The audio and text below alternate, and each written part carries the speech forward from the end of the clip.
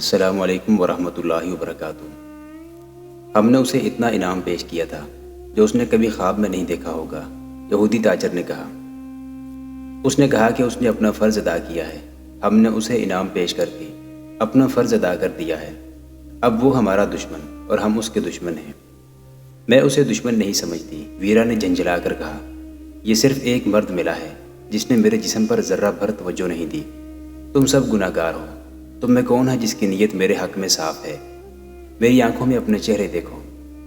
تم صرف تبریز کو بچا لو، یہودی تاجر نے کہا۔ لیکن اسے کیسے بچاؤ گی؟ اگر تم نے اسے بتایا کہ کیا ہونے والا ہے تو وہ ساری آبادی کو نہیں بتا دے گا۔ اگر تم اس کے پورے کنبے کو گھر سے نکل جانے کو کہو گی تو وہ وجہ نہیں پوچھیں گے، تم کیا بتاؤ گی؟ تم ایک مسلمان کو نیکی کا صلہ دیتے دیتے ان تمام مسلمانوں کو چوکنا کر دو گی جو ہمارے لیے خطرہ بنے ہوئے ہیں۔ مجھے اناڑی نہ سمجھو، ویرا نے کہا، میں سلیب کو دھوکہ نہیں دوں گی۔ حملے کی شام ویرا تبریز کے گھر گئی اور اسے باہر لے گئی۔ اس کے آدمیوں کو معلوم تھا کہ رات کو وہ اکثر کہاں چلی جاتی ہے۔ اس نے انہیں بتا رکھا تھا کہ تبریز کو محبت کا دھوکہ دے کر وہ اس سے بھید لیتی ہے۔ وہ اسے باہر لے گئی تو قصبے سے عیسائی اور یہودی دبے پاؤں نکلنے لگے۔ انہوں نے ویرا کی تلاش میں ایک آدمی بھیجا جو اسے پکارتا رہا، لیکن ویرا تبریز کو دور ہی دور لے جاتی رہی۔ وہ اسے اتنی دور لے جانا چاہتی تھی جہاں سے اسے قصبے کا شور نہ سنائی دے۔ ویرا کی تلاش میں جو آدمی گیا تھا وہ مایوس ہو کر واپس چلا گیا۔ قصبے پر نیند کا غلبہ طاری ہو چکا تھا۔ صلیبی فوج کے پیادے دبے پاؤں قریب آ گئے تھے۔ ان کی تعداد قصبے کی آبادی سے کئی گنا زیادہ تھی۔ پیادہ فوج بالکل قریب آ گئی تو عقب سے گھوڑ سوار بھی آ گئے۔ مسلمان گہری نیند سوئے ہوئے تھے۔ فوج نے طغیانے کی طرح یلغار کر دی۔ فوجیوں نے مشعلیں جلا لی تھیں۔ 2-3 جھونپڑوں کو آگ لگا دی گئی تاکہ روشنی ہو جائے۔ صلیبی سپاہی دیواریں پھلانگ کر گھروں میں داخل ہوئے۔ زیادہ تر مسلمان جاگنے سے پہلے ہی مارے گئے۔ جو بروقت جاگ اٹھے اور ہتھیار اٹھا سکے انہوں نے مقابلہ کیا۔ بعض لڑکیوں نے خودکشی کر لی۔ صلیبی گھوڑ سواروں نے قصبے کو گھیر رکھا تھا۔ کسی کو باہر کو بھاگتا دیکھتے تو اسے برچھی یا تلوار کا شکار کر لیتے تھے۔ یہ تھی وہ چیخو پکار اور شور جو چٹانوں میں بیٹھے ہوئے تبریز نے سنا تھا۔ اس کا گھر تباہ ہو چکا تھا، بچہ بچہ کٹ گیا تھا۔ شاہ بالڈون نے مسلمانوں کی اس بستی سے بھی اپنی شکست کا انتقام لے لیا تھا۔ تم آج مجھے اتنی دور کیوں لے آئی ہو؟ تبریز نے پوچھا اور کہا، تم آج بولتی کیوں نہیں؟ گھبرائی ہوئی کیوں ہو؟ اس لیے کہ تم میرا ساتھ نہیں دو گے۔ ویرا بہت ہوشیار لڑکی تھی، کہنے لگی، میں تمہیں کہیں اور لے جا رہی ہوں۔ اسے خاموش دے کر بولی، کل واپس آ جائیں گے۔ کہاں؟ کیا تمہیں مجھ پر بھروسہ نہیں؟ ویرا نے اسے بازوؤں میں لے کر اس کا چہرہ اتنا قریب کر لیا کہ اس کے بکھرے ہوئے ریشمی بال تبریز کے گالوں کو چھونے لگے۔ یہ وہی بال تھے جنہیں گف میں دھلا ہوا دیکھ کر تبریز نے اپنی ذات میں عجیب سا لرزہ محسوس کیا تھا۔ اب تو ویرا کی محبت اس کے دل میں دور تک اتر گئی تھی۔ اس پر خمار سا طاری ہو گیا۔ ہم کب تک چوروں کی طرح ملتے رہیں گے؟ میں اب تمہارے بغیر نہیں رہ سکتی۔ اگر تمہارے دل میں میری محبت ہے تو مجھ سے ابھی یہ نہ پوچھو کہ میں تمہیں کہاں لے جا رہی ہوں۔ یہ سمجھ لو کہ ہم وہاں چلیں گے جہاں ہمارے درمیان مذہب کی دیواریں حائل نہیں ہوں گی۔ تم مرد ہو، مجھے دیکھو، کمزور سی عورت ہو کر تمہاری محبت کی خاطر کتنا بڑا خطرہ مول لے رہی ہوں۔ کمزور دراصل تبریز تھا۔ ویرا اس کی عقل پر غالب آ گئی تھی۔ وہ اس کوشش میں تھی کہ تبریز اپنے قصبے میں واپس نہ جائے۔ وہ جانتی تھی کہ وہاں اسے اپنے گھر کے جلے ہوئے کھنڈر اور گھر والوں کی جلی ہوئی لاشیں ملیں گی، پھر وہ پاگل ہو جائے گا۔ ہو سکتا تھا ویرا کو کسی شک کی بنا پر قتل ہی کر دے۔ ویرا کے دماغ میں کچھ اور آ گیا تھا۔ اس نے محبت کی خاطر اور طغیانی سے بچانے اور اسے باعزت ہمت لانے کے سلے میں صلیبیوں کے ہاتھوں قتل ہونے سے بچا لیا تھا، اور اب اپنے گھر کی بربادی دیکھنے کی اذیت سے بچانا چاہتی تھی۔ اس نے تبریز کو اٹھا لیا اور چل پڑی۔ تبریز اس کے ساتھ یوں جا رہا تھا جیسے ہیپناٹائز کر لیا گیا ہو۔ صبح طلوع ہوئی تو ہمس جلے ہوئے کھنڈروں میں تبدیل ہو چکا تھا۔ وہاں کوئی مسلمان زندہ نہیں رہا تھا۔ بڑی مسجد کے مینار کھڑے تھے۔ خطیب اور اس کے ساتھی مقابلے کے بغیر شہید ہو گئے تھے۔ اس وقت ویرا تبریز کو ساتھ لیے صلیبی فوج کی خیمہ گاہ تک پہنچ چکی تھی۔ تبریز کا دماغ بیدار ہو گیا۔ اس نے ویرا سے پوچھا کہ وہ یہاں کیا لینے آئی ہے۔ ویرا نے اس کے وسوسے اپنی زبان کے کمان سے رفع کر دیے۔ اسے ایک طرف کھڑا کر کے اس نے ایک کماندار سے بات کی۔ کماندار نے اسے کوئی راستہ سمجھایا۔ ویرا تبریز کو ساتھ لیے ادھر چل پڑی۔ وہ جہاں پہنچے وہ شاہ بالڈون کی ذاتی خیمہ گاہ تھی جس پر محل کا گھما ہوتا تھا۔ محافظوں نے بہت کچھ پوچھ کر ویرا کو بالڈون کے خیمے میں جانے دیا۔ کچھ دیر بعد تبریز کو اندر بلایا گیا۔ بالڈون نے اسے سر سے پاؤں تک دیکھا اور کہا، یہ لڑکی تمہیں اپنے ساتھ رکھنا چاہتی ہے۔ اس نے ایسی خواہش کا اظہار کیا ہے جسے ہم رد نہیں کر سکتے۔ تمہیں کسی قسم کا شک نہیں ہونا چاہیے۔ میں اپنا مذہب تبدیل نہیں کروں گا، تبریز نے کہا۔ تمہیں مذہب تبدیل کرنے کو کس نے کہا ہے؟ ویرا نے کہا۔ پھر کیا ہوگا؟ تبریز نے پوچھا۔ میں یہاں رہ کر کیا کروں گا؟ مجھے واپس جانا ہے۔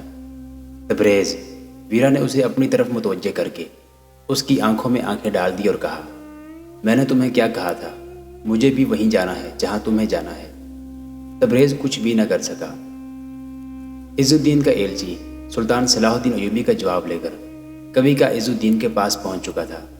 سلطان ایوبی کی ہدایت کے مطابق عز الدین نے ابن لاؤن سے ایک ملاقات کر لی تھی اور اسے یقین دلا دیا تھا کہ وہ اس کے ساتھ دوستی کر لے گا اور سلطان ایوبی کو دھوکہ دے گا۔ اس نے ابن لاؤن کو ایسے سبز باغ دکھائے تھے کہ وہ پوری طرح اس کے جھانسے میں آ گیا تھا۔ اس کے بعد ابن لاؤن اسے ملنے کارا حصار آیا تھا۔ کارا حصار زرخیز اور سرسبز علاقہ تھا جسے دیکھ کر ابن لاؤن کے چہرے پر رونق آ گئی تھی۔ اس سے چند ہی روز بعد سلطان ایوبی اپنی فوج کے ساتھ کارا حصار کے قریب جا کر خیمہ زن ہوا۔ اس کی فوج تھکی ہوئی تھی لیکن وہ آرام میں وقت ضائع نہیں کرنا چاہتا تھا۔ یہ خطرہ بھی تھا کہ حملے میں تاخیر ہو گئی تو ابن لاؤن کو فوج آمد کی خبر مل جائے گی۔ اسے توقع تھی کہ ابن لاؤن کے ساتھ بڑا سخت مقابلہ ہوگا۔ اس خطرے کے پیش نظر اس نے حلب کی فوج کو بھی بلا لیا تھا۔ یہ اس معاہدے کے تحت تھا جو سلطان ایوبی نے الملک الصالح کو شکست دے کر اس کے ساتھ کیا تھا۔ آدھی رات سے کچھ دیر بعد سلطان ایوبی نے اپنی فوج کو یلغار کے لیے کوچ کا حکم دیا۔ انٹیلیجنس رپورٹوں سے معلوم ہو گیا تھا کہ آرمینیوں کی چوکیاں کہاں کہاں ہیں اور ان میں کتنی کتنی نفری ہے۔ نفری جتنی بھی تھی وہ بے خبر پڑی تھی۔ عز الدین کی طرف سے تو انہیں حملے کا خطرہ ہی نہیں تھا اور سلطان ایوبی کا وہاں اتنی خاموشی سے پہنچ جانا ان کے وہم و گمان میں بھی نہیں آ سکتا تھا۔ سلطان ایوبی کی یلغار سہ طرفہ تھی۔ ہر حملہ آور کالم کے ساتھ عز الدین کے مہیا کیے ہوئے گائیڈ تھے۔ سلطان اس کالم کے ساتھ تھا جس نے نہر الاسود کی طرف سے حملہ کیا تھا۔ یہ دریا ابن لاؤن کے ملک کی سرحد تھا۔ اس پر کشتیوں کا پل بنا ہوا تھا۔ دریا کے کنارے آرمینیوں کا قلعہ مخازۃ اللحظان تھا۔ ابن لاؤن اسی قلعے میں مقیم تھا۔ اسے سر کرنے سے تمام تر علاقہ فتح ہو سکتا تھا۔ اس لیے سلطان ایوبی اپنی فوج کے اس کالم کے ساتھ رہا۔ اس کی قیادت سلطان ایوبی کا بھتیجا فرخ شاہ کر رہا تھا جو غیر معمولی طور پر بہادر اور حرب و ضرب کا ماہر تھا۔ دوسرے دو کالموں نے چوکیوں پر حملے کر کے دشمن کی فوج کو ہلاک یا قید کر لیا اور چوکیوں کو آگ لگا دی۔ دہشت پھیلانے کے لیے بعض بستیوں کو بھی آگ لگا دی گئی۔ ابن لاؤن کی آنکھ اس وقت کھلی جب سلطان ایوبی کے جانباز کمندیں پھینک کر قلعے کی دیواروں پر چڑھ گئے تھے اور منجنیقوں سے وزنی پتھر پھینک کر قلعے کا دروازہ توڑا جا چکا تھا۔ قلعے میں فوج سوئی ہوئی تھی۔ ابن لاؤن دوڑ کر قلعے کے ایک طرف مینار پر گیا۔ دور اسے آگ کی شعلے نظر آئے۔ وہ ابھی سوچ بھی نہ پایا تھا کہ یہ کیا ہو رہا ہے اور وہ کیا کرے کہ سلطان ایوبی کا ایک جانباز جیش اس پر ٹوٹ پڑا۔ اس کے محافظوں نے مقابلہ خوب کیا لیکن مارے گئے اور ابن لاؤن کو قید کر لیا گیا۔ صبح طلوع ہو رہی تھی جب ابن لاؤن کو سلطان ایوبی کے سامنے کھڑا کیا گیا۔ سلطان ایوبی حکم دے چکا تھا کہ قلعے کو مسمار کر دیا جائے۔ اس کی فوج اس کام کے لیے کافی نہیں تھی۔ عز الدین بھی سلطان ایوبی کے ساتھ تھا۔ سلطان ایوبی کے کہنے پر ابن لاؤن کے ہر طرف قاصد اس حکم کے ساتھ دوڑا دیے کہ تمام فوج ہتھیار ڈال کر قلعے کے قریب آ جائے۔ فوج کے آنے تک سلطان ایوبی نے عز الدین کے کہنے پر ابن لاؤن کے ساتھ صلح کی شرائط طے کر لی۔ ان میں ایک یہ تھی کہ ابن لاؤن اپنی آدھی فوج سلطان ایوبی کے حوالے کر دے۔ دوسری یہ کہ ابن لاؤن کی فوج کی حد مقرر کر دی گئی۔ تیسری یہ کہ ابن لاؤن سالانہ جزیہ دیتا رہے۔ اور ایسی چند اور شرائط تھی جنہوں نے ابن لاؤن کو برائے نام حکمران رہنے دیا۔ جب ابن لاؤن کی فوج ہتھیار ڈال کر قلعے کے قریب اکٹھی ہو گئی تو سلطان ایوبی نے اس فوج کو حکم دیا کہ قلعے کو اس طرح مسمار کر دے کہ اس کا یہاں نشان بھی نہ رہے۔ شکست خوردہ فوج نے اسی وقت قلعہ مسمار کرنا شروع کر دیا اور سلطان ایوبی اپنی فوج کو مصافہ نام کے ایک گاؤں کے قریب لے گیا۔ اس نے حلب کی فوج واپس بھیج دی اور اپنی فوج کو آرام کی لمبی مہلت دی۔ ابن لاؤن کی جو آدھی فوج اس نے لے لی تھی وہ عز الدین کو دے دی، مگر سلطان ایوبی کو معلوم نہ تھا کہ اس کی فوج کی خیمہ گاہ جس سلسلہ کوہستان کے دامن میں ہے، اس کے اندر اور اس کی بلندیوں پر بالڈون کی فوج آ چکی ہے اور وہ عقاب کی طرح اس پر جھپٹنے کو پر تول رہی ہے۔ سلطان ایوبی نے اس علاقے میں دیکھ بھال کی ضرورت محسوس نہیں کی تھی کیونکہ اسے کسی فوج کا خطرہ نہیں تھا۔ تقریباً تمام مورخوں کی تحریروں سے حیرت کا اظہار ہوتا ہے کہ سلطان ایوبی نے عز الدین کے پیغام پر کیوں اپنا اتنا بڑا پلان تبدیل کر کے ابن لاؤن جیسے غیر اہم حکمران پر فوج کشی کی، جس میں اس نے بے شک فتح حاصل کی، لیکن جو وقت اور جو فوج ضائع ہوئی اس کی قیمت زیادہ تھی۔ ارنول نام کا مورخ لکھتا ہے کہ سلطان ایوبی ارد گرد کے خطروں کو کم کرنا چاہتا تھا۔ اس وقت کے وقائع نگار جن میں اسد الاسدی قابل ذکر ہے لکھتے ہیں کہ سلطان ایوبی عز الدین کا پیغام پڑھ کر جذبات کے غلبے میں آ گیا تھا۔ بہرحال جنگ کے ماہرین نے سلطان ایوبی کے اس حملے کو سراہا نہیں۔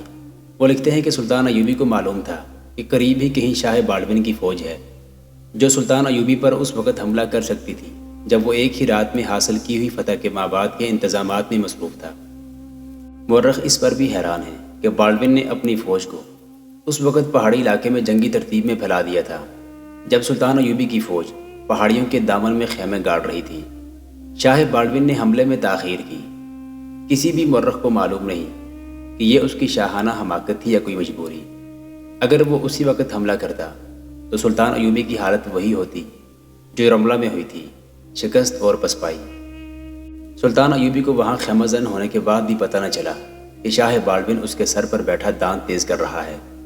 بلندیوں سے بالڈون کے دیکھ بھال والے آدمی سلطان ایوبی کی خیمہ گاہ کو دیکھتے رہتے اور بالڈون کو بتاتے رہتے تھے۔ یہ غالباً پہلا موقع تھا کہ سلطان ایوبی کا جاسوسی اور دیکھ بھال کا نظام ڈھیلا پڑ گیا تھا۔ تبریز بھی اس فوج کے ساتھ تھا۔ ویرا نے ابھی تک اسے بتایا نہیں تھا کہ وہ اسے اپنے ساتھ کیوں لے آئی ہے۔ وہ شاید اسے عیسائی بنا کر جاسوس بنانا چاہتی تھی۔ اس میں دونوں باتیں تھیں، سلیب کی وفاداری بھی اور تبریز کی محبت بھی۔ شاہ بالڈون کو تبریز کے ساتھ کوئی دلچسپی تھی یا نہیں؟ اسے ویرا کے ساتھ گہری دلچسپی تھی کیونکہ وہ بہت خوبصورت تھی۔ ایک روز ویرا نے بالڈون سے کہا تھا کہ وہ اسے اس کے ہیڈ کوارٹر میں بھیج دے جو اکرا میں تھا۔ بالڈون نے اسے روک لیا تھا۔ یہ اس جگہ کی باتیں ہیں جو ہمس کے قریب تھی۔ ایک روز بالڈون کو جاسوسوں نے اطلاع دی کہ سلطان ایوبی کی فوج تل خالد کو جا رہی ہے۔ بالڈون کے وہم و گمان میں بھی نہیں تھا کہ سلطان ایوبی ابن لاؤن پر حملہ کرنے جا رہا ہے۔ وہ اس علاقے سے واقف تھا۔ اس نے فوراً اپنی فوج کو مصافہ کی پہاڑیوں کی طرف کوچ کرنے کا حکم دے دیا۔ اس کا پلان یہ تھا کہ وہ سلطان ایوبی کو ان پہاڑیوں میں گھسیٹ کر لڑائے گا۔ اس پلان کے مطابق اس نے پہاڑیوں کی موزوں بلندیوں اور ڈھکی چھپی جگہوں میں اپنی فوج کو پھیلا دیا۔ یہ بہت بڑے پیمانے کی گھات تھی۔ اس نے جب ہمس کے قریب کی خیمہ گاہ سے کوچ کا حکم دیا تھا تو ویرا نے اسے کہا کہ وہ اس کے پاس پناہ لینے آئی تھی۔ تبریز کے متعلق اس نے بالڈون کو ساری کہانی سنا کر بتایا تھا کہ وہ اسے کیوں ساتھ ساتھ لیے پھرتی ہے۔ اب جب کہ بالڈون لڑنے کے لیے جا رہا تھا، ویرا اور تبریز کا اس کے ساتھ رہنے کا کوئی مقصد نہیں تھا، مگر بالڈون نے ویرا کو نہ جانے دیا۔ میرے ہاں لڑکیوں کی کوئی کمی نہیں، بالڈون نے کہا، مگر تم پہلی لڑکی ہو جس نے میرے دل پر قبضہ کر لیا ہے۔ تم میرے پاس ہوتی ہو تو مجھے روحانی سکون محسوس ہوتا ہے۔ تم کچھ عرصہ اور میرے ساتھ رہو۔ ویرا اپنے بادشاہوں کو اچھی طرح جانتی تھی۔ بالڈون کی نیت کو سمجھنا اس کے لیے مشکل نہیں تھا۔ اس نے صاف الفاظ میں اسے کہہ دیا، اگر بات روحانی سکون کی ہے تو مجھے یہ سکون اس مسلمان سے ملتا ہے جس کا سارا کنبہ قتل کرا کے میں اسے ساتھ ساتھ لیے پھرتی ہوں۔ میں بتا نہیں سکتی کہ میں نے اس کے کنبے کے قتل سے اسے بے خبر رکھنے کا جو گناہ کیا ہے، اس کا کفارہ میرا ضمیر مجھ سے کس طرح ادا کرے گا۔ تمہاری بھی روح ہے، بالڈون نے طنزیہ کہا، تمہارا ضمیر ہے؟ راتیں مسلمان امراء کے ساتھ گزارنے والی گناہ کا کفارہ ادا کرنے کی بھی سوچ سکتی ہے؟ آپ کے سامنے میں صرف جسم ہوں، دلکش جسم، ویرا نے کہا، اور جب میں تبریز کے پاس ہوتی ہوں تو روح ہوتی ہوں، پیار کی پیاسی روح۔ بالڈون بادشاہ تھا۔ اس نے بادشاہوں کی طرح حکم دیا، تم میرے ساتھ رہو گی۔ اس نے دربان کو بلا کر کہا، اس مسلمان کے پاؤں میں زنجیر ڈال دو جو ہماری خیمہ گاہ میں رہتا ہے۔ اور جب بالڈون مصافہ کی پہاڑیوں میں پہنچا تب تبریز زنجیروں میں بندھا ہوا قیدی تھا، اور ویرا ایسی قیدی جسے زنجیر نہیں ڈالی گئی تھی، وہ محافظوں کے پہرے میں تھی۔ یہاں آ کر بالڈون اپنی فوج کے ڈپلائی میں مصروف ہو گیا۔ فارغ ہوا تو اس نے ویرا کو تڑپانا شروع کر دیا۔ اس کا طریقہ یہ تھا کہ تبریز کو اپنے سامنے بلا لیتا، ویرا کو سامنے کھڑا کر لیتا اور حکم دیتا کہ تبریز کو کوڑے مارے جائیں۔ کوڑے تبریز کی پیٹھ پر پڑتے تو چیخیں ویرا کی نکل جاتی تھی۔ بالڈون ویرا سے کہتا، تم اپنے آپ کو مجھ سے بچا نہیں سکتی، میں تمہیں اس زبان درازی کی سزا دے رہا ہوں جو تم نے میرے ساتھ کی ہے۔ تبریز تو جیسے گونگا اور بہرا ہو گیا تھا، اسے کچھ سمجھ نہیں آتا تھا کہ یہ کیا ہو رہا ہے۔ اسے یقین نہیں آتا تھا کہ اسے یہ سزا ویرا دلا رہی ہے۔ ویرا کی چیخوں اور آہوزاری سے وہ سمجھ گیا کہ ویرا بھی مظلوم ہے۔ تبریز برداشت کرتا، مگر ایک روز ویرا کی برداشت ٹوٹ گئی۔ وہ بالڈون کے پاس چلی گئی، اس کے پاؤں پکڑ کر معافی مانگی اور کہا کہ جب تک کہیں گے اور جس طرح کہیں گے آپ کے ساتھ رہوں گی، تبریز کو چھوڑ دیں۔ بالڈون کے حکم سے تبریز کی زنجیریں کھول دی گئیں اور اس کی مرہم پٹی کا انتظام کر دیا گیا۔ ویرا شاہ بالڈون کی تنہائی کی رونق بن گئی۔ چند دنوں بعد بالڈون نے رات شراب اور ویرا کے حسن سے بدمست ہو کر اسے کہا، اگر میں صلاح الدین ایوبی کو تبریز کی طرح زنجیروں میں باندھ کر تمہارے سامنے کھڑا کر دوں تو مان جاؤ گی کہ میں اتنا بوڑھا نہیں جتنا تم مجھے سمجھتی ہو۔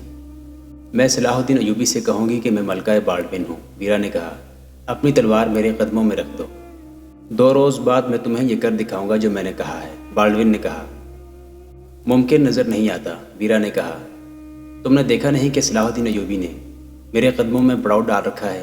بالڈون نے کہا، پرسوں صبح کی تاریکی میں ہم اس پر حملہ کریں گے، بیشتر اس کے کہ اسے معلوم ہو کہ یہ کیا ہوا ہے۔ وہ میرا قیدی ہوگا، اسے میری موجودگی کا علم نہیں۔ تبریز آزاد تھا، اس کے متعلق بالڈون نے کوئی فیصلہ نہیں کیا تھا کہ وہ چلا جائے، رہے یا کیا کرے۔ وہ شاہی مہمان بنا ہوا تھا۔ صبح طلوع ہوئی تو ویرا تبریز کے خیمے میں گئی۔ تبریز بے تابی سے اسے ملا اور اس پر برسا۔ زیادہ باتوں کا وقت نہیں، ویرا نے اسے کہا، میں آج تمہارے احسان کا صلہ اور تمہاری محبت کا جواب دینا چاہتی ہوں۔ میں جو کہتی ہوں وہ کرنا، مجھ سے کچھ نہ پوچھنا۔ میں نے بہت گناہ کیے ہیں، تمہارا ہمت تباہ ہو چکا ہے۔ وہاں نہ جانا، وہاں کھنڈر ہوں گے اور تمہیں وہاں اپنے گھر والوں کی ہڈیاں ملیں گی۔ اس نے تبریز کو اس تباہی کی اور تبریز کو بچانے کی تفصیل سنا کر کہا، تمہیں بالڈون کی فوج سے انتقام لینا ہے۔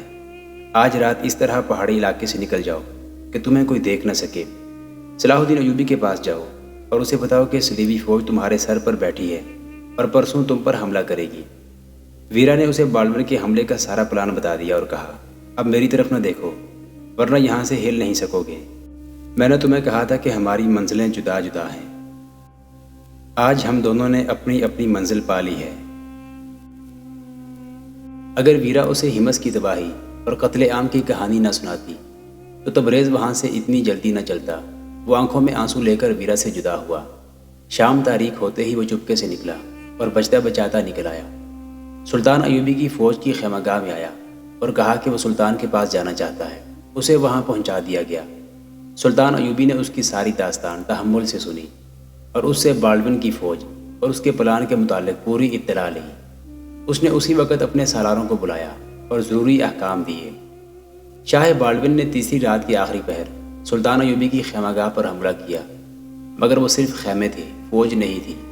اچانک فضا میں فلیتے والے تیروں کے شرارے اڑے اور خیموں پر گرے۔ خیمے جن کے اندر خشک گھاس اور اس پر آتش گیر سے یال چھڑکا ہوا تھا، مہیب شعلے بن گئے۔ بالڈون نے یہ حالت دیکھی تو اس نے اپنے مزید دستوں کو حملے کے لیے بھیجا۔ ان پر دائیں اور بائیں سے تیروں کی بوچھاڑیں پڑیں۔ صبح ہو گئی۔ بالڈون کی اس فوج پر جو وادیوں میں چھپی ہوئی تھی حملہ ہو گیا۔ تب بالڈون کو احساس ہوا کہ اس نے سلطان ایوبی کو بے خبری میں نہیں لیا، بلکہ وہ خود سلطان ایوبی کی گھات میں آ گیا ہے۔ بالڈون ایک بلندی پر جا کھڑا ہوا اور اپنی فوج کا حشر دیکھنے لگا۔ عقب سے اس پر تیر آئے، مگر وہ اس کے 2 محافظوں کو لگے۔ وہ بھاگ کر نیچے اترا تو آگے سے سلطان ایوبی کے سپاہی آگے۔ بالڈون ایک تنگ راستے سے نکل بھاگا۔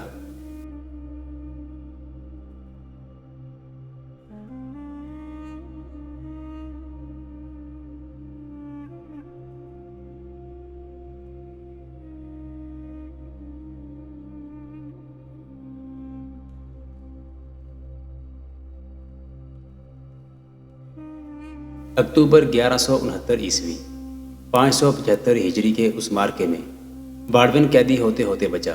سلطان ایوبی نے رملہ کی شکست کا انتقام لے لیا، جس سے اس کی فوج کا حوصلہ بلند اور خود اعتمادی بحال ہو گئی، اور ویرا اور تبریز تاریخ کی تاریکیوں میں روپوش ہو گئے۔ رضی خاتون کو خادمہ نے اطلاع دی کہ اسے اس کی بیٹی شمس النساء ملنے آئی ہے۔ رضی خاتون کی آنکھیں ٹھہر گئی، پھر ان آنکھوں سے آنسو جاری ہو گئے۔ ماں بیٹی اس وقت جدا ہوئی تھی جب بیٹی کی عمر 9 سال تھی۔ اب بیٹی 15 سال کی ہو چکی تھی۔ ماں کو دوڑ کر باہر نکل جانا اور اپنی بچھڑی ہوئی بیٹی کو سینے سے لگا لینا چاہیے تھا، مگر ماں نے غصے سے پوچھا، وہ کیوں آئی ہے؟ آپ سے ملنے آئی ہے خاتون، خادمہ نے کہا، شاید آپ کے پاس واپس آ گئی ہے۔ ماں پر خاموشی طاری ہو گئی۔ خادمہ منتظر کھڑی تھی۔ ماں نے کہا، اسے کہو واپس چلی جائے، اپنے غدار بھائی کے پاس جائے، میرے سامنے آنے کی جرت نہ کرے۔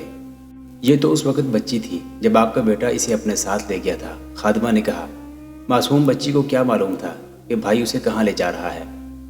میں جانتی ہوں اسے بھائی نے بھیجا ہے، رضی خاتون نے کہا، اور میں یہ بھی جانتی ہوں کہ کیوں بھیجا ہے۔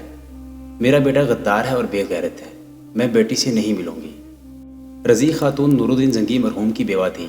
آپ اس سلسلے کی پچھلی اقساط میں تفصیل سے پڑھ چکے ہیں کہ اسلام کی عظمت کا پاسبان نور الدین زنگی فوت ہو گیا تو اس کے امراء وزراء اور بعض فوجی حکام نے منمانی کرنے کے لیے اس کے بیٹے الملک الصالح کو سلطان بنا دیا تھا۔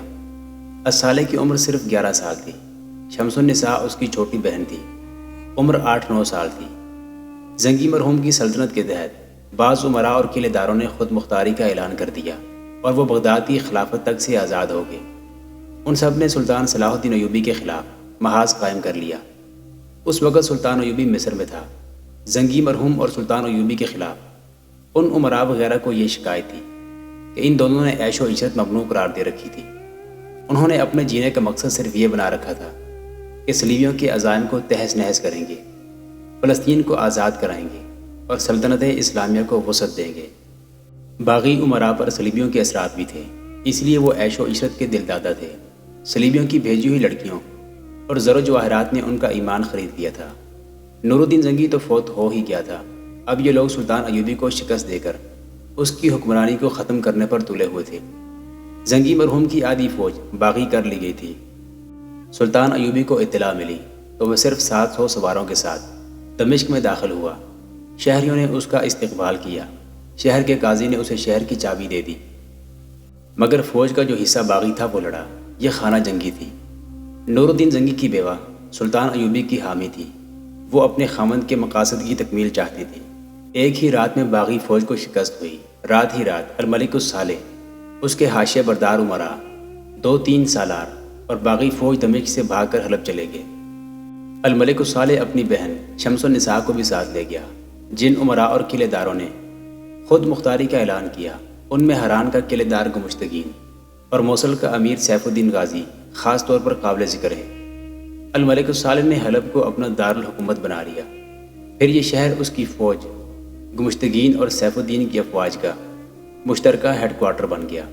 ان سب کے پاس صلیبی مشیر آ گئے۔ ان کے ساتھ شراب اور لڑکیاں بھی آئیں، جو صرف خوبصورت ہی نہیں تھی بلکہ جاسوسی اور ذہنی تخریب کاری کی ماہر تھی۔ صلیبیوں نے انہیں برائے نام جنگی مدد بھی دی اور اپنی پروپیگنڈا مشینری کو اس طرح استعمال کیا کہ ان کے دلوں میں سلطان ایوبی کی مخالفت پختہ ہو گئی۔ نور الدین زنگی کی بیوہ رضی خاتون دمشق میں رہی، جہاں اس نے لڑکیوں کو فوجی ٹریننگ دینے کا انتظام کر لیا، اور اس نے جہاں ضرورت پڑی ان لڑکیوں کو استعمال کیا۔ وہ جوانی کی عمر میں تھی، اس کا خاوند مر چکا تھا، اس کے 2 ہی بچے تھے، دونوں اس سے چھن گئے۔ وہ معصوم بچے تھے۔ ماں نے سینے پر سیل رکھ لی اور اپنے آپ کو یہ یقین دلا لیا کہ اس کے بچے بھی مر گئے ہیں، مگر کبھی کبھی مامتا ابھر آتی تھی اور اس کے آنسو نکل آتے۔ سلطان ایوبی نے اپنے جاسوس حلب، حران اور موصل میں بھیج دیے تھے۔ وہ بڑی خطرناک اطلاعیں بھیج رہے تھے۔ وہاں صلیبیوں کی زیر نگرانی زور و شور سے سلطان ایوبی کے خلاف جنگی تیاریاں ہو رہی تھیں۔ سلطان ایوبی نے مصر سے فوج بلا لی۔ دمشق کی فوج کا بڑا حصہ اس کے ساتھ تھا۔ اس نے پہلے تو تمام باغی امراء کو پیغام بھیجے کہ وہ عظمت اسلام کی خاطر صلیبیوں کے ہاتھوں میں نہ کھیلیں اور اس کا ساتھ دیں، تاکہ صلیبیوں کو عالم اسلام سے بے دخل کر کے یورپ پر چڑھائی کی جائے۔ مگر ان ایمان فروشوں نے سلطان ایوبی کے ایلچیوں کا مذاق اڑایا اور جواب دیے بغیر واپس بھیج دیا۔ گمشتگین نے جو قلعے دار سے خود مختار حاکم بن گیا تھا، سلطان ایوبی کے 2 ایلچیوں کو قید میں ڈال دیا۔ سلطان ایوبی نے پیش قدمی کی۔ نور الدین زنگی کی بیوہ دمشق سے دور تک اسے رخصت کرنے گھوڑے پر سوار اس کے ساتھ گئی اور بوقت رخصت کہا، اگر میرا بیٹا تمہارے تیر اور تلوار کی زد میں آئے تو بھول جانا کہ وہ میرا بیٹا ہے، وہ غدار ہے، اس کی لاش ملے تو دفن نہ کرنا، گدوں اور گیدڑوں کے آگے پھینک دینا۔ ماں کی آنکھیں خشک تھیں، لیکن سلطان ایوبی کی آنکھوں میں آنسو بہنے لگے۔ رضی خاتون اس سے چھوٹی تھی۔ اس نے سلطان ایوبی کا ہاتھ اپنے ہاتھ میں لے کر چوما اور کہا، اللہ تمہیں فتح عطا فرمائے۔ وہ بہت دیر تک فوج کو جاتے دیکھتی رہی تھی۔ یہاں سے مسلمانوں کی خانہ جنگی کا طویل اور خون میں ڈوبا ہوا دور شروع ہو گیا۔ آپ ان تمام لڑائیوں کی تفصیلات پڑھ چکے ہیں جو سلطان ایوبی کو مسلمان امراء کے خلاف لڑنی پڑی۔ صلیبیوں نے یہ پلان بنایا تھا کہ مسلمانوں کے خلاف لڑنے کی بجائے انہیں آپس میں لڑایا جائے اور ان کے اتحاد کے ساتھ ساتھ ان کی جنگی طاقت کو بھی ختم کیا جائے۔ اس دوران انہوں نے حسن بن صباح کے فدائیوں سے سلطان ایوبی پر قاتلانہ حملے بھی کرائے۔ اللہ نے ہر بار اسلام کی عظمت کے اس پاسبان کو بچا لیا۔ مسلمان 3-4 سال آپس میں لڑ لڑ کر مرتے رہے۔ سلطان ایوبی کو خدائے ذوالجلال نے ہر میدان میں فتح عطا فرمائی۔ ایک لڑائی میں زنگی کی بیوہ کی بھیجی ہوئی سینکڑوں لڑکیوں نے بھی مارکا لڑا اور مارکے کا پانسا پلٹ دیا تھا، مگر سلطان ایوبی نے سختی سے حکم دے دیا کہ آئندہ کوئی عورت میدان جنگ میں نہ آئے۔ محترم ناظرین، سلطان صلاح الدین ایوبی کی تاریخ پر مشتمل سیریز دیکھنے کے لیے چینل کو سبسکرائب ضرور کر لیں۔ گزشتہ اقساط دیکھنے کے لیے چینل پر پلے لسٹ کا وزٹ کریں۔